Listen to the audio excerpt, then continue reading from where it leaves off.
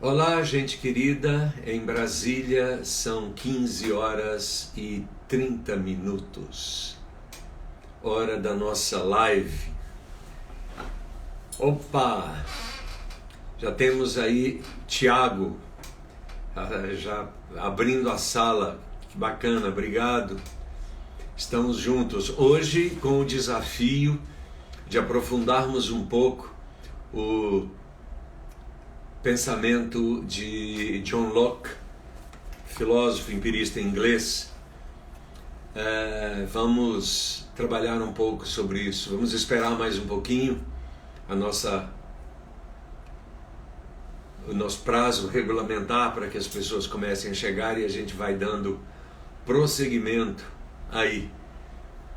Obrigado, Tiago. Você fez uma solicitação aí para participar. Daqui um pouquinho nós vamos cuidar disso. Coisa boa. O desafio da tolerância.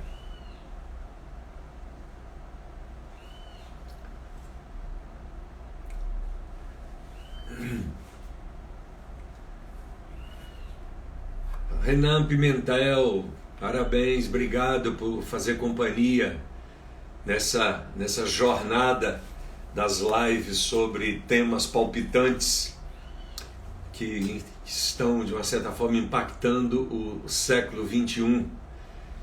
Valeu, Renan. Boa tarde. Estamos juntos nessas reflexões. Bia Brandão. Oi, Bia. Coisa boa. Chega perto. Coisa bacana. Estamos juntos aí. Vocês que estão entrando... Gedilo, eu não sei quem é. Gustavo, oi Gustavo, tudo bem? Coisa boa, Gustavo é nosso parceirão aí, tá sempre conosco. O nome que aparece aqui é o Gedilo, só que eu não sei quem é, a foto me parece conhecida. Adriana Silvia, muito bem, estamos indo. Larissa também, que coisa boa, estamos aí. Eu vou esperar mais. Já fui esse aluno, que bacana. Mas escreve seu nome, Gedilo. Qual que é? G de quê? De Gustavo, de Guilherme? Como é que é o seu nome? Publica aí para eu saber da próxima vez. Adriana Silva.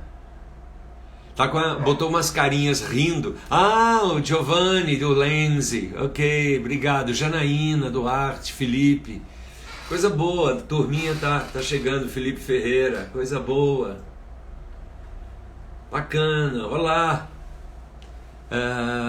Ian, da avaliação física.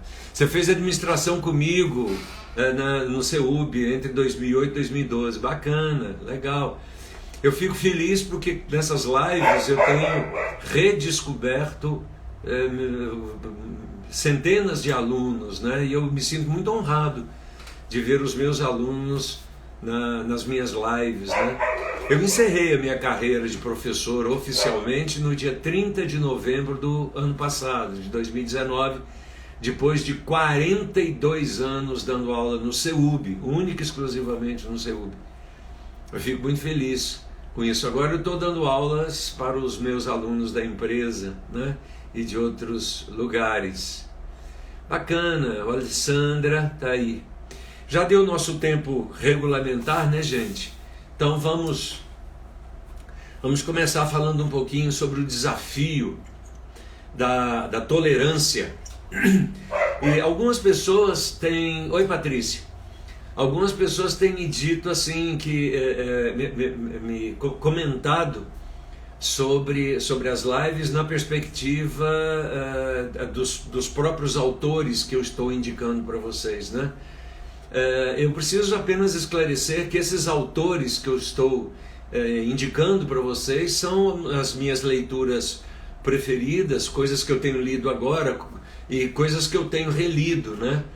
E as lives, na verdade, são inspiradas pelos pensamentos destes autores e não necessariamente um resumo da obra deles.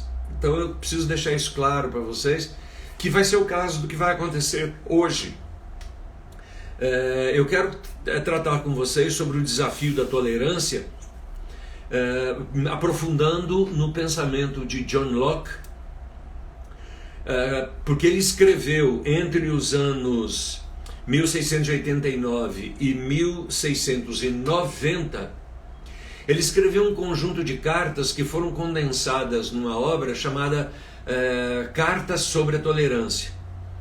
E eu li esse material quando eu estava na universidade. Isso já tem muitos anos. E me impactou muito a teoria da tolerância que ele trazia naquela época. Oi, a Sil Alessandra foi coach da Tirza, bacana. Tirza é gente linda mesmo, você tem toda a razão. Mas voltando aqui ao nosso John Locke, ele escreveu esse conjunto de cartas sobre a tolerância, onde o pano de fundo que estava motivando e mobilizando o pensamento dele eram as guerras religiosas entre protestantes e cristãos, notadamente nos acontecimentos na Inglaterra daquele período e, por extensão, em toda a Europa, que estava gerando um sofrimento absolutamente desnecessário do ponto de vista do Locke, e ele analisa isso na perspectiva da tolerância. Então, para ele, as cartas de tolerância tinham alguns objetivos bem claros. Primeiro, mostrar a estupidez humana quando esses seres humanos resolvem se matar, resolvem se afrontar, resolvem ultrapassar todos os limites da civilidade a partir de coisas que são coisas desenvolvidas a partir da crença. A Ayla Balzani, também uma presença constante aqui, muito obrigado, fico feliz de te ver de novo, né? Natan Rodrigues, coisa boa. Natan, meu cunhado amado, meu irmão querido. Então, o John Locke, ele escreve as Cartas da Tolerância nesse período de 1689 a 1690, para poder expor, em primeiro lugar, esse absurdo que é a rivalidade entre pessoas a partir de crenças que são perfeitamente conciliáveis, né? E no desenvolvimento dessa tese do John Locke, ele traz como suporte para a discussão desse tema a separação entre o Estado e a Igreja. Então, esses dois temas, a intolerância entre protestantes e católicos e o papel da Igreja e o papel do Estado, esses quatro elementos ensejam toda essa discussão do Locke sobre a questão da tolerância. E ele vai mais fundo nisso. Ele vai dizer que a tolerância não só precisa ser um dos fundamentos básicos das nossas relações, como a tolerância revela o estado de maturidade com o qual nós nos propomos a relacionar-nos uns com os outros. Portanto, na cabeça do John Locke, a tolerância é, naquele contexto, a maior de todas as virtudes. Juntamente com a tolerância, você vai ter dois outros grandes elementos que já falamos em lives passadas e que vamos falar em lives futuras, que é o respeito e o amor.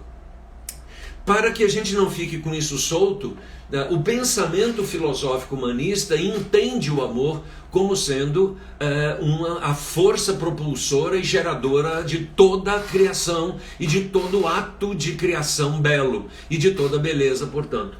Mas nós humanistas não entendemos o amor como sendo o elemento substantivo das relações. A gente entende assim: o amor é o líquido sagrado e precioso que se coloca na taça do respeito. Então você tem a taça do respeito, que dentro dessa taça do respeito você coloca o líquido sagrado e precioso, que é o líquido do amor. Mas quando você coloca o líquido do amor na sua taça sagrada, que é o respeito, e eu coloco o meu amor na taça sagrada, que é o meu respeito, respeito por você e respeito por mim mesmo, as nossas relações a partir do amor e do respeito são estabelecidas por esse terceiro valor, que é a tolerância.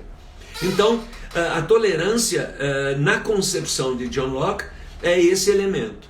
Vamos então entender um pouquinho. O John Locke viveu entre 1632 e 1704, ele era um filósofo inglês e ele foi considerado o pai do liberalismo, né? O liberalismo no sentido do consentimento dos governados a partir do exercício da igualdade entre os homens perante a lei. Então, o conceito de liberalismo dele é: as pessoas são livres para atuarem a partir das suas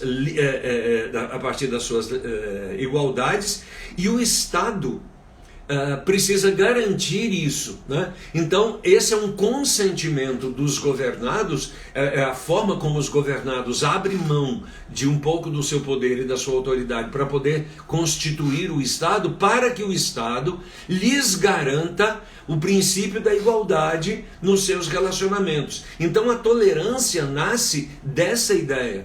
Todos nós temos a liberdade de pensarmos e crermos e agirmos da forma como julgamos conveniente, desde que isso seja sustentado pela ética e pela moral.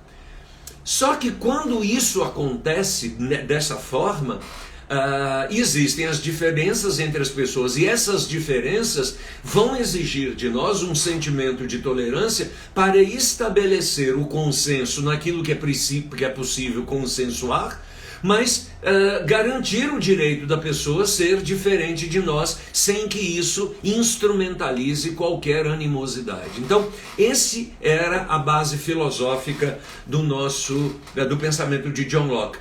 Ao fazer isso, ele desenvolve um método empírico, né? Então ele também é considerado o pai do empirismo, e o conceito que ele traz de empirismo para justificar o seu pensamento é aquele conhecimento conhecimento sobre o mundo, né, sobre as realidades que nós acessamos, que só é possível quando captado pela experiência sensorial. Então, o que o Locke vai nos dizer é o seguinte: nós temos um dado de realidade que precisa chegar a nós e provocar em nós alguma resposta a esse dado sensorial.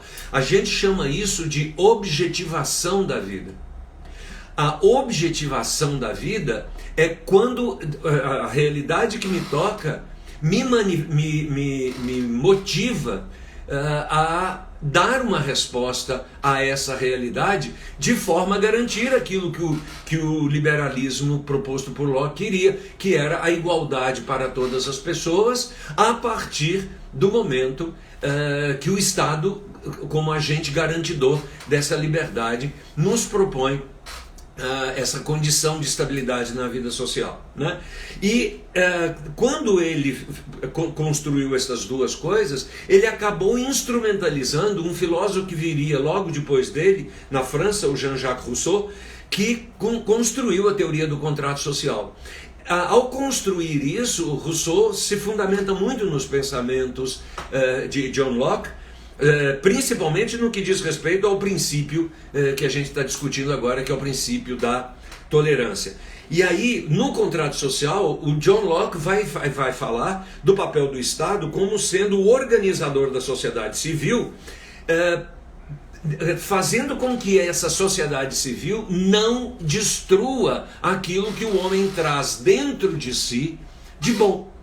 Porque Rousseau vai dizer que o homem é bom e a sociedade o corrompe. Existe uma discussão muito maluca sobre isso, pessoas que concordam, pessoas que discordam, e nós vamos falar disso numa próxima live, mas o objetivo agora não é discutir se isso está certo ou se está errado. O objetivo agora é entender que nós estamos construindo determinadas realidades na nossa sociedade que precisam de uma atenção nossa para poder reverter certos estados de animosidade que nós estamos criando em nossa sociedade.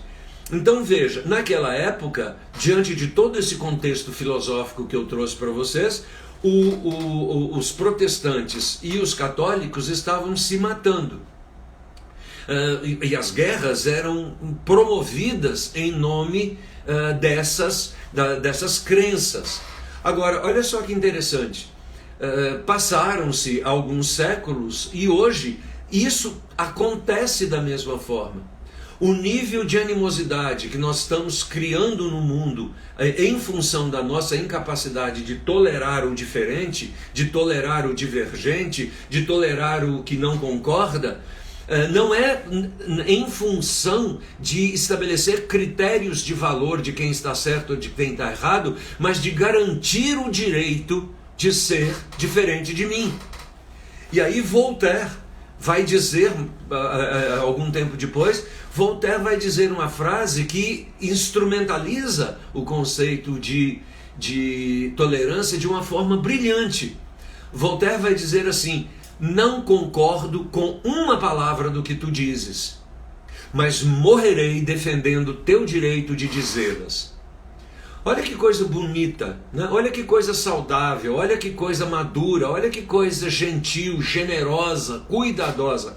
Eu não concordo com nenhuma coisa do que você está dizendo, mas eu defendo com todo o meu vigor o teu direito de dizer. O teu direito de dizer aquilo que eu não concordo, porque você tem esse direito. O mundo contemporâneo perdeu o conceito e está cada vez com menores índices de conceito sobre a tolerância, porque o mundo de hoje, mudadas as temáticas, as mecânicas continuam sendo as mesmas. Nós começamos a ver, por exemplo, o pessoal, muçulmanos e cristãos, o mundo muçulmano e o mundo cristão, nesse sentido, com ações de terrorismo de ambos os lados, com ações de agressividade de ambos os lados. Nós vemos no Brasil direitas e esquerdas, conceitos absolutamente ultrapassados já, em franco confronto, onde as pessoas perderam a capacidade de entender que o outro pode pensar legitimamente diferente de mim e eu posso pensar diferente do outro legitimamente, e que nós podemos sentar à mesa, continuar as nossas conversas, sermos capazes de construir soluções inovadoras e criadoras a partir do acolhimento amoroso, sem entender que as nossas diferenças são objeto para as nossas rivalidades, no nível em que essas rivalidades se manifestam hoje, que é o nível da agressividade, que é o nível da destruição, que é o nível da incapacidade de entender que o outro está sendo humano da mesma forma como eu tenho o direito de ser. Então mudaram-se os contextos, mas a ideia do John Locke era promover, através da tolerância, a capacidade nossa de conciliar as conversas que as pessoas tinham, as suas crenças, com as suas práticas sociais, não obstante suas divergências doutrinárias. O que o nosso John Locke nos inspira é como é que eu posso conciliar isso. Porque, por exemplo, nesses tempos que nós estamos vivendo, de coronavírus, de mortes absurdas, etc., muitas vezes causadas, e certamente causadas porque nós ainda não temos o conhecimento necessário sobre esse vírus, e olha o que está acontecendo. De repente, uma pessoa doente precisa ser assistida, e naquele momento quem vai prestar essa assistência não é necessariamente alguém que concorde com aquela pessoa, mas ele precisa desse ato humanitário para salvar as pessoas. Então, as pessoas que estão na linha de frente, por exemplo, hoje, cuidando da saúde das pessoas em tempos de coronavírus, estas pessoas não estão discutindo, e nem está sendo discutido com elas, o que elas creem ou deixam de crer. E isso é uma forma conciliatória de possibilidade daquilo que nós cremos com a nossa prática de vida social. Só que isso precisa se estender para todas as áreas da nossa vida. O que o Locke estava dizendo era do absurdo, se nós olharmos para este assunto de frente, se nós olharmos com a honestidade intelectual que esse assunto requer, é um absurdo nós promovermos, na época do Locke, uma guerra entre pessoas que teoricamente dizem ser discípulos e servos de um mesmo Deus de amor.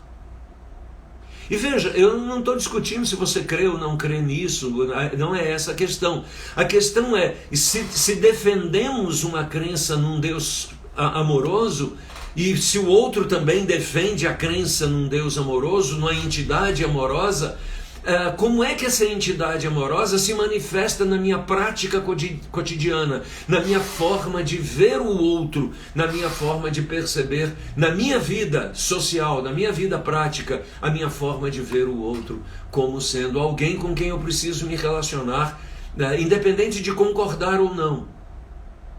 Porque eu posso não concordar com você e estabelecer com você uma convivência pacífica, ainda que não conectada.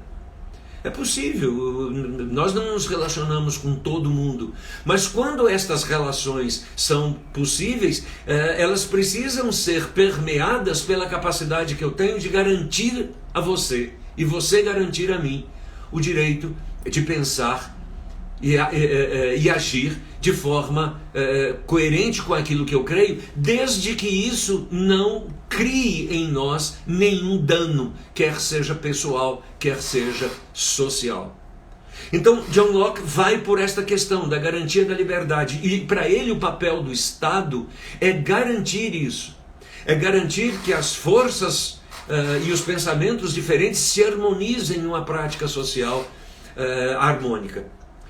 Os pressupostos de John Locke que precisam ser revitalizados hoje é o direito à vida, o direito à propriedade e o direito à liberdade. Então ele está dizendo na sua obra, e isso vai servir para nós hoje, que nós temos o direito de garantir a nossa própria vida e o direito de ajudar a garantir a vida das outras pessoas que convivem conosco. Então, a garantia da vida, muito mais do que um dom divino, é a certeza que eu tenho de que eu estou sendo cuidado e de que eu cuido.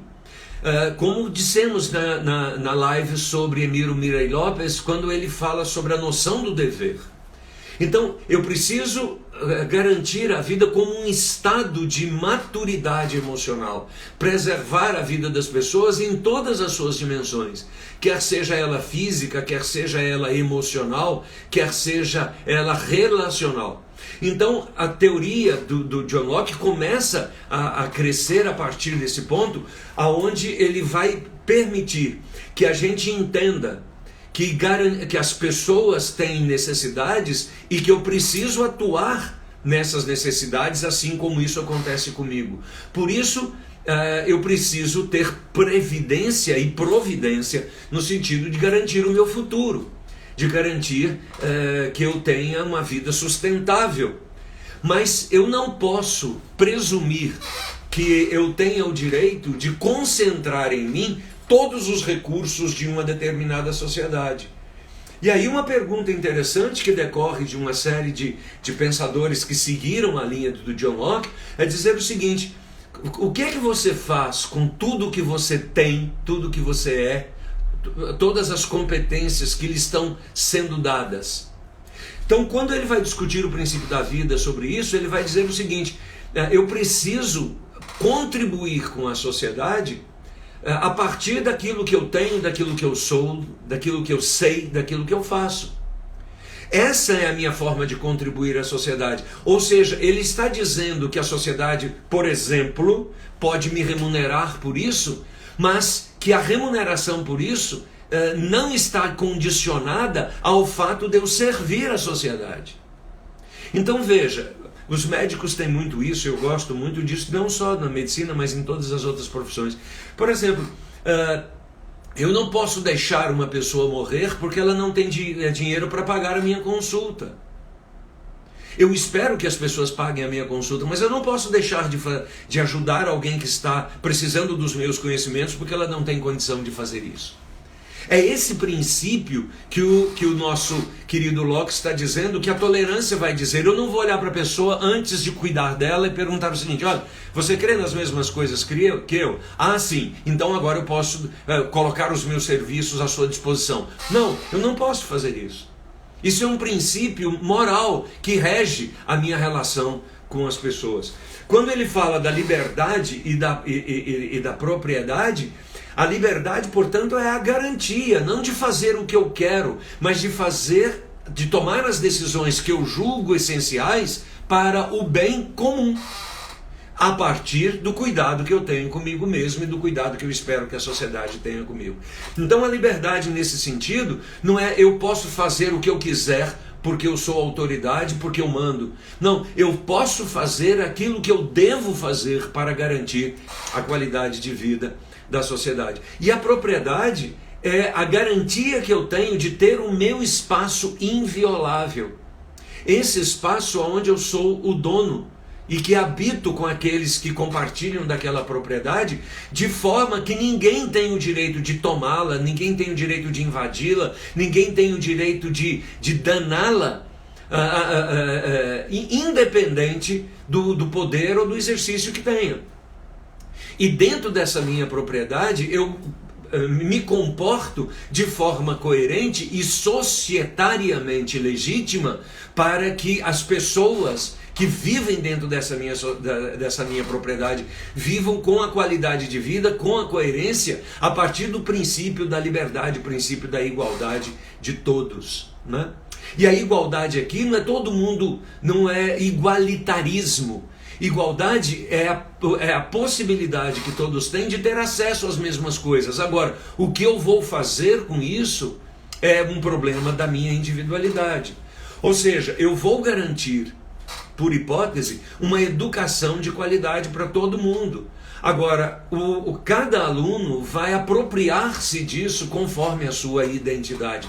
Então, esse é um primeiro pressuposto da obra do Locke, e que está conectado à nossa realidade hoje. O segundo pressuposto diz respeito à transferência do poder do indivíduo para o Estado, de modo a garantir esses direitos naturais que o indivíduo possui. Então, o segundo pressuposto da teoria de Locke é que as pessoas transferiram para a instituição parte do seu poder, para que essa instituição chamada de Estado garantisse a estas pessoas de forma isonômica e igualitária, portanto, o direito para todas as pessoas. Por isso que aquele princípio é um princípio da tolerância, quando se diz que a lei é igual para todos. Agora, quando nós deturpamos o sentido da lei e nos apropriamos dela para nos beneficiar, o nome disso é corrupção. O nome disso é a perda da tolerância que gera a isonomia para corromper no sentido de ter favores desiguais. Ou seja, ter vantagens sobre outra pessoa. Mas não vantagens decorrentes do meu esforço, não, vantagens decorrentes da minha não lealdade na forma de jogar o jogo da vida social. E o terceiro pressuposto do John Locke é que a liberdade, ela tem o seu limite dentro do contrato de convivência que as pessoas estabelecem entre si. Então veja, por exemplo, eu posso dizer as coisas que eu quero dizer, mas eu não tenho a liberdade de ser ofensivo em relação a você. E aí nós descobrimos muito recentemente que as pessoas não reagem negativamente ao conteúdo do que eu digo. Elas reagem à forma como eu digo aquele conteúdo. Então, quando eu sou tolerante, a minha forma de dizer as coisas, mesmo que você não concorde comigo, é uma forma de um discurso pacífico, como diria o Marshall Rosenberg, é um discurso não violento. É a teoria da comunicação não violenta.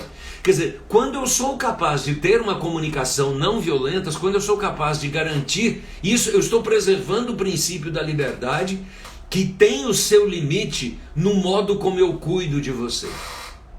Então, ter uma comunicação não violenta vai pressupor uma maturidade emocional, relacional que eu tenha, no sentido de entender como a vida da sua também é digna, também é legítima.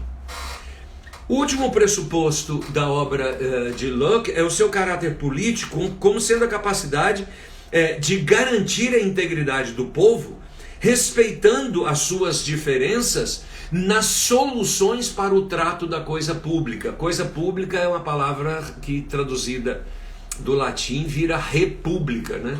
Quer dizer, a república é o modo de vida dos cidadãos, aonde o caráter das instituições políticas garantem que a coisa pública esteja bem cuidada para servir a população que está debaixo desse manto da autoridade do Estado.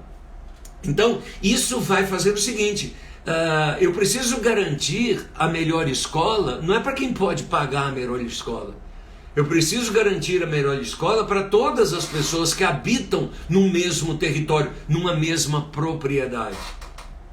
Então, eu preciso garantir o melhor serviço de saúde, não é para as pessoas que podem pagar o melhor serviço de saúde. Eu preciso garantir o melhor serviço de saúde para as pessoas que habitam aquela propriedade sagrada, né? Aquela propriedade que foi constituída pelas pessoas que habitam naquela sociedade. Quer dizer, não faz sentido, do ponto de vista da teoria do Locke, a partir da tolerância, ou seja, não faz sentido nós tolerarmos uma desigualdade tal, aonde do meu lixo as pessoas se alimentem. E eu estou dizendo isso no sentido de que você cria uma estratificação dentro da sociedade e a gente acaba convivendo e achando normal pessoas que se alimentem nos lixões das cidades. Então veja, se a gente não é capaz de indignar-se com isso, tem alguma coisa muito errada na nossa forma de perceber as nossas relações dentro da sociedade. Então todo esse contexto surge na cabeça de John Locke nesse período que ele escreveu as Cartas da Tolerância, entre 1689 e 1690. Vejam vocês que atual, vejam vocês que pertinente pensarmos nisso. Mas da teoria do Locke, de tudo isso que já falamos até agora, nós podemos tirar algumas lições. Lições que eu chamo de lições preciosíssimas para a gente desenvolver a nossa capacidade de ter inteligência relacional em todos os substratos, né? Essa tolerância, ela discutida por Locke no domínio do Estado, ela se reproduz também no domínio das famílias, no domínio das relações mais íntimas da sociedade. Então veja, quando eu tolero, portanto quando eu suporto a diferença, dentro de mim existe uma forma apaziguada de me relacionar com as pessoas. Então isso acaba gerando um tipo de relacionamento bastante interessante. Ou seja, acaba gerando um tipo de relacionamento aonde a única pessoa que permite uma briga, permite uma discordância, permite uma raiva, permite uma agressividade, sou eu. Porque se eu não permito que isso chegue a mim, porque eu estou pacificado, não há nada que você faça que me tire dessa situação. Você diz, bom, mas eu posso te agredir? Pode, mas eu posso me defender. Agora, me defender não significa lhe agredir com uma força maior. Porque é exatamente essa competição que acaba criando conceitos absurdos do ponto de vista das nossas relações. Por exemplo, para mostrar o estado de degenerescência da forma como a maturidade das sociedades tem desenvolvido, é quando nós cremos que a melhor maneira de manter a paz é nos armando, é nos preparando para a guerra. A melhor maneira de eu garantir a paz é eu ter armamentos para atacar você. Então, como eu sei que eu tenho armamentos para atacar você, você não vai querer me atacar, mas aí você aumenta os seus armamentos porque você não quer que eu lhe ataque. E vira esse jogo de cresce, né? Esse jogo de cresce, e acabamos todos nós nos armando para nos defender uns dos outros, enquanto que a lógica é exatamente o contrário, ou seja, vamos manter a paz, não é nos armando cada vez mais, mas vamos nos manter a paz cada vez nos desarmando mais, para até chegar naquele ponto da nossa utopia, onde não haja mais nenhuma razão pela qual eu precise lhe agredir e você precise me agredir. Essa talvez seja a grande utopia dessas lições que o nosso querido John Locke traz. Então, estas lições estão centradas no primeiro aspecto, no conceito que ele desenvolve de tolerância, que é a capacidade de suportar, não no sentido de aguentar, no sentido de dar suporte. Dar suporte às pessoas com condescendência para tudo aquilo que, embora diferente, seja legítimo. Veja, essa é a primeira grande lição que o John Locke nos passa, ou seja, a tolerância como sendo a capacidade legítima da convivência entre as diferenças e de você suportar aquilo com condescendência. O Paulo Ramos está dizendo que a melhor maneira para se obter a paz é pelo diálogo. E é verdade, Paulo, só que na teoria do Locke existe um passo anterior, que é a reflexão. Porque, desculpa, não é um passo anterior, é um passo que associa ao diálogo. Ou seja, o diálogo é uma conversa entre dois seres que precisa ser instrumentalizado a partir da reflexão. Então, o diálogo é a melhor maneira de se obter a paz, e você está absolutamente correto, desde que o diálogo se funde na reflexão. Porque, veja, o debate é uma forma do exercício do poder. Quando eu estou debatendo com você, eu estou disputando com você quem tem a melhor ideia, quem tem o melhor argumento, e isso acaba vencendo. Mas, quando eu reflito, eu começo a pensar assim: por que você pensa diferente de mim? E eu começo a entender as razões pelas quais você pensa diferente de mim. E se você reflete, você também começa a entender as razões pelas quais você pensa diferente de mim. E quando nós aprendemos por que o outro é diferente, nós abrimos para o diálogo um caminho maravilhoso para a construção da paz. Quando esposo e esposa tentam compreender o outro, o caminho para o crescimento afetivo, para o crescimento amoroso, para a estabilidade emocional, para a coerência relacional, é infinitamente maior quando eu quero provar que o outro está errado e que eu estou certo. Então veja, na teoria da tolerância, não existe o provar que está certo, o provar que está errado. Existe a vida prática, existe o resultado societário, existe o modo pelo qual nós nos conduzimos na vida, aonde as pessoas olham e aquilo serve de inspiração para mim. E eu sirvo de inspiração para você. A pergunta que cabe aos nossos dias hoje é: em quem você se inspira? E os líderes que nós observamos no mundo hoje são de fato inspiradores? Você já parou para pensar nisso? Quando você vê na televisão as notícias todos os dias, a atitude de diversas das nossas autoridades nacionais, estaduais, mundiais, essas autoridades lhe inspiram. O que eu preciso é entender como é que, de onde vem a minha inspiração. Por exemplo, eu fico chocado com milhões de mortes que estão acontecendo no mundo e eu me sinto impotente em fazer grandes coisas sobre isso, né? Mas imagine, se eu não posso fazer nada sobre isso, eu posso pelo menos evitar, do meu ponto, Dentro da minha perspectiva, eu posso evitar que isso se propague.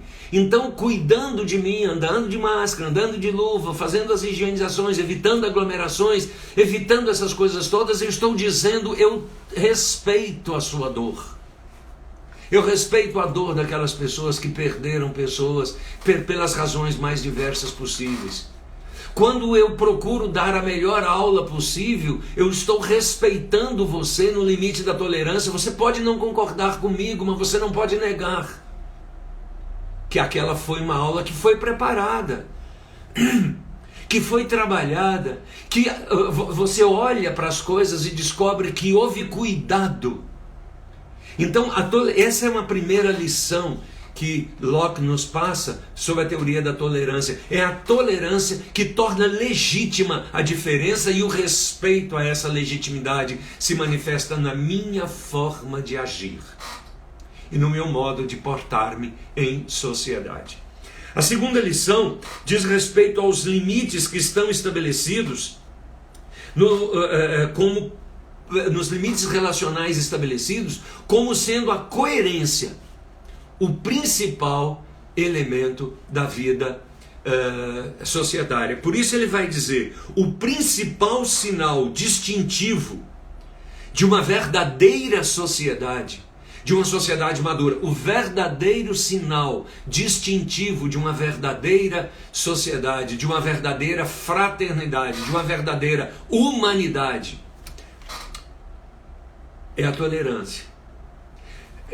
Vocês entendem que eu fiz aqui agora uma adaptação da frase do John Locke. A frase do John Locke é o seguinte: o distintivo principal de uma verdadeira igreja é a tolerância. Porque ele estava falando para protestantes e católicos, ele estava dizendo o seguinte: gente, se vocês que dizem que são filhos do Deus do amor não são capazes de conviver, quem será? Portanto, se você quer ser a igreja verdadeira, suporte, tolere, viva a sua realidade sem agressivamente agredir o outro. Muito bem. A quarta grande lição é que quando não há tolerância, o que há é uma luta disfarçada de humanismo pelo poder. E essa é uma lição que a gente precisa estar com ela bem afiadinha. Porque olha só o que ele diz assim, quando não há tolerância, o que aparece na vida social e na vida política é uma luta disfarçada pelo poder, como forma de obter benefícios indevidos de uma sociedade que fraterna e coletivamente se constitui como uma irmandade. Então, olha só, se eu não entendo a tolerância como uma forma, como um valor essencial para a vida comunitária, eu começo a fazer um jogo de poder para não apenas estar usufruindo de benefícios que são de todos, como para privar aquelas pessoas que eu não tolero de ter acesso aos benefícios. Então, eu não sei se isso acontece, né? Mas eu não libero dinheiro para quem não é meu amigo, embora precise. Eu não libero verba porque aquele cara é meu adversário, mas gente, ele está fazendo um trabalho belíssimo, ele está cuidando de uma forma bela. Não, é meu inimigo. É meu inimigo, eu não vou fazer. E você cria uma sociedade autodestrutiva quando você não entende o princípio da tolerância a partir desse discurso. Agora, como Locke estava falando para católicos e protestantes na perspectiva da diferenciação do poder do Estado e do poder da igreja, Locke vai citar o que está no Evangelho de Lucas, no capítulo 22, 25 versículos 25 e 26, que é uma conversa que Jesus trabalha sobre o conceito de autoridade e o conceito de poder.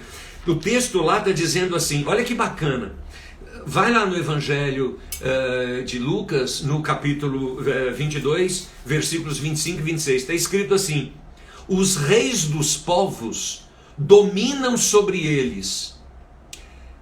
E ele vai falar mais algumas coisinhas e termina o versículo dizendo: mas com vocês não será assim. Com quem que Jesus está falando? Jesus está falando com os seus discípulos. E ele está dizendo para os discípulos assim: ó, os reis da terra dominam sobre vocês. Os reis da terra massacram vocês. Os reis da terra escravizam vocês. Os reis da terra são injustos com relação a vocês. Mas nós estamos criando uma nova possibilidade, uma nova sociedade. Por isso, entre vocês não haverá isso. Entre vocês não haverá domínio. Entre vocês não haverá exercício do poder abusivo. Entre vocês não haverá escravidão. Entre vocês não haverá injustiça na medida que vocês entendam a igualdade de possibilidades entre as pessoas. E na medida em que o Estado seja o garantidor dessa liberdade, dessa igualdade de possibilidades entre todos. O que você vai fazer com essa possibilidade? Isso vai ser realmente um problema privado. Mas o Estado garante o Estado garante a melhor educação, a melhor saúde, o melhor transporte, o melhor de tudo, porque todas as pessoas têm acesso a isso, independente da escala social em que elas vivem. Então, olha como Jesus estava sendo atualizadíssimo quando ele, há 2000 anos atrás, disse isso. Ele diz: entre vocês não será assim. Qual era o desafio de Locke ao falar da tolerância? Que os nossos governantes, os nossos líderes, os nossos gestores, os pais de família, aquelas pessoas que têm a responsabilidade para cuidar dos outros, sejam capazes de garantir a estas pessoas as melhores oportunidades, as melhores condições de vida, a partir daquilo que a Terra tão bondosamente, que o espaço tão bondosamente, que o planeta tão bondosa e generosamente nos oferece no nosso dia a dia. Então, a tolerância é a capacidade que eu tenho dessa última lição que o nosso querido John Locke nos traz. Mas o que é que nós precisamos entender hoje? Nós precisamos hoje entender que a finalidade e extensão do poder, ela tem como objetivo fazer com que os diferentes convivam e não necessariamente que concordem, mas que das suas diferenças surjam possibilidades novas que ambos não tinham pensado antes. Essa é a função da tolerância, ou seja, é entender a possibilidade que as diferenças têm de gerar novas possibilidades. A segunda, a função da tolerância hoje é perceber que a forma de ver a vida, a nossa cosmovisão, quando nós excluímos as demais possibilidades e abandonamos a tolerância, nós instalamos a tirania. Então, quando eu abro mão da tolerância e quando a minha cosmovisão é preconceituosa, é uma cosmovisão que não considera o princípio da igualdade e da legitimidade das diferenças, eu uso o poder para instalar a tirania. Então, a tirania é uma forma explícita da intolerância. E por último, negar a ideia do Estado como legislador absoluto e não como aquele que organiza o desejo da sociedade de forma mais próxima possível da contemplação dos diferentes desejos entre as diferentes pessoas. Então, o papel do Estado não é autoritariamente legislar sobre tudo e sobre todas as coisas, mas criar mecanismos para escutar todos, a todo tempo, com todas as suas diferenças, para que a todos escutados, em todo tempo, todos sejam capazes de construir ações melhores do que cada um individualmente fosse capaz de fazer. O nome disso, na teoria moderna, se chama, na teoria dos relacionamentos modernos, se chama coordenação de ações. Coordenar ações é a capacidade que a gente tem de fazer com que as coisas aconteçam da melhor forma possível. Por fim, A tolerância é o retrato da maturidade entre os homens. E aí se cria uma escala muito bacana. Quanto maior nosso grau de tolerância, maior o nosso grau de maturidade. Por consequência, maior o nosso estado de pacificidade.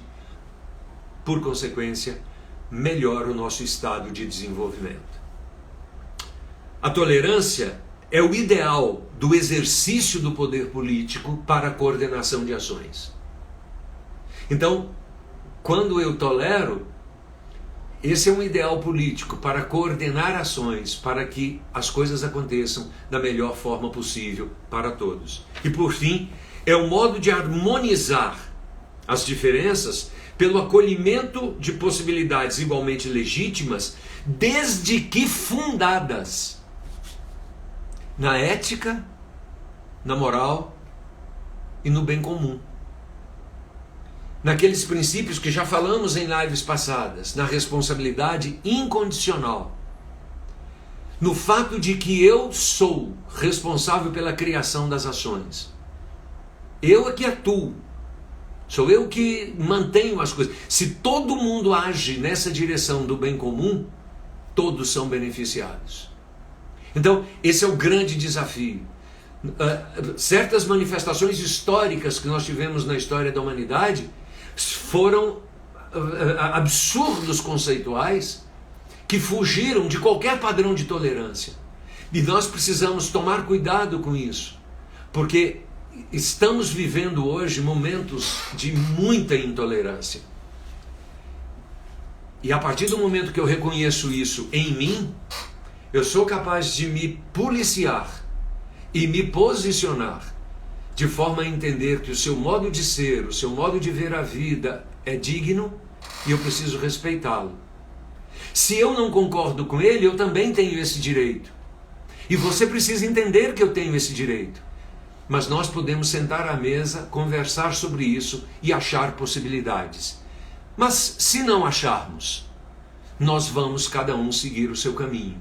E qual é o papel do Estado? É fazer que a maioria esteja sendo atendida.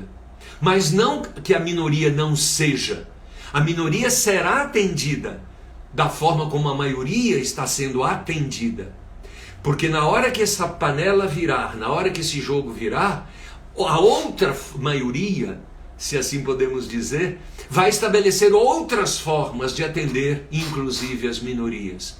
E fazendo assim, nós vamos crescendo com soluções que vão se harmonizando ao longo do caminho. Esse é o desafio do nosso querido John Locke. Mas eu diria mais, para nós vivermos e entendermos bem esse processo, nós precisamos entender que não existe no mundo maduro, no mundo saudável, a possibilidade da animosidade, da agressividade, da violência, da guerra, serem entendidos como normais, serem entendidos como naturais. As pessoas podem dizer, não, mas a vida inteira a humanidade guerreou, sim, mas em algum momento a gente precisa entender que isso pode parar por uma ação pacificada, pacificadora, humanista, comunitária, como são os pressupostos básicos daqueles que têm tolerância. Queridos, com isso a gente finaliza mais uma live estudando o pensamento e todas as derivações possíveis do nosso John Locke, filósofo inglês do século XVII. Muito obrigado pela presença de vocês, pelo carinho de vocês. Espero que isso leve vocês a grandes reflexões. Eu tenho dito nas minhas lives que eu não sou um oráculo, eu não falo verdades, eu falo o que eu estou, o que eu penso e o que eu sinto como forma de engendrar entre nós reflexões e diálogos que nos levem à paz. Um beijo para vocês. Essa live vai estar disponível no YouTube a partir de segunda-feira, portanto, quem quiser, divulgue e assista lá. Um beijo, tchau!